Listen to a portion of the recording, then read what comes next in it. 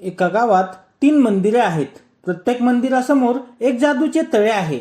एक माणूस काही फुले घेऊन दर्शनाला जातो. तो पहिल्या मंदिरासमोरील जादूच्या तळ्यात फुले बुडवतो. ती दुप्पट होतात. त्यातील काही फुले तो देवाला वाहतो.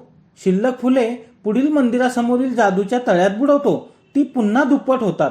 त्यातील पहिल्या मंदिरासमोर वाहिलेल्या फुलांपेक्षा एक जास्त फुल तिथे वाहतो. अशी कृती तो 3ही मंदिरासाठी करतो.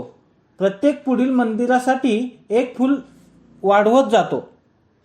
घरी जाताना त्याकडे एक फूल शिल्लक राहते. तो ते घरातील देवाला वाहतो. तर सुरुवातीला त्याच्याकडे किती फुले असतील? उत्तर: सुरुवातीला त्या माणसाकडे 5 फुले असतील.